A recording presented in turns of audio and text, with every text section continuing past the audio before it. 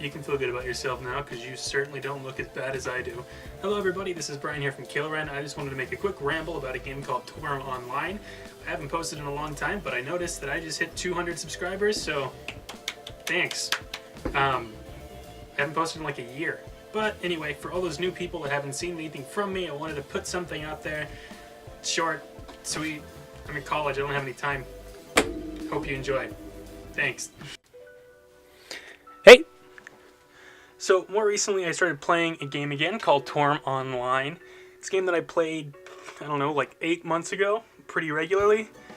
Got up almost to level 40. It was a really fun game, but I decided to take a look back at it before I actually put a review together. So what do I think about it after taking a break, playing some other games, and coming back to it? So during that little 8-month break that I had there, I was playing some other games, including one that I've been playing a lot recently called Adventure Quest 3D. Adventure Quest 3D has a really similar fighting mechanic where your opponents have areas of effect for their attacks and you have to move your character to dodge them, which is very similar to the attacks in Toram Online. So moving back and forth between the two and kind of looking at them now, I can say that they both have their pros and their cons, and it's hard to decide which one of the two I actually like better as far as the fighting style. I tried making a couple new characters, looking at the character customization again, because that was one of the things that really impressed me playing it before. There's tons and tons and tons of options. Toram Online has an absurd amount of character customization options.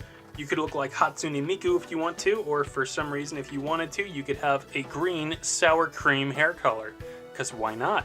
Toram Online features a very large open world, and I love the open world here in Toram Online.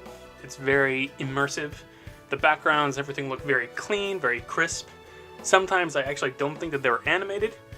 I saw a couple times they have some tiles and things like that that look so much more realistic than the rest of the backgrounds. It almost looks like they mapped a real-life picture around the texture or the shape of the floor or wall that they were using. The game also has a really nice soundtrack. It's pretty hard to ignore it when you're playing the game. It's really clean, really crisp. It doesn't have a lot of problems there. It sounds fantastic. There was a couple things I noticed that I thought were kind of strange coming back in and playing it more recently, and that was the first one being the way that you obtain weapons, gear, things like that. I thought it was strange that you couldn't just walk into a blacksmith shop and buy something. Almost everything that you get in the game is either received from quests, monster drops, or crafting. You can't actually just buy anything, which is kind of strange, really. And that leads me to my next thing. I really like the different weapon types. You have katana, you have sword, you've got bow, staff, halberd, and knuckles, all of which are pretty fun to use. I like the halberd the best. It's my personal favorite, but they're all good in their own ways. As far as it goes, the movement's really good, the camera's really good, the animations are great, the skills are great. Some of the things that need improvement are the user interface. The story is pretty forgettable. They should have a higher abundance of items, I think. There is a lot, but they're really hard to obtain most of the time.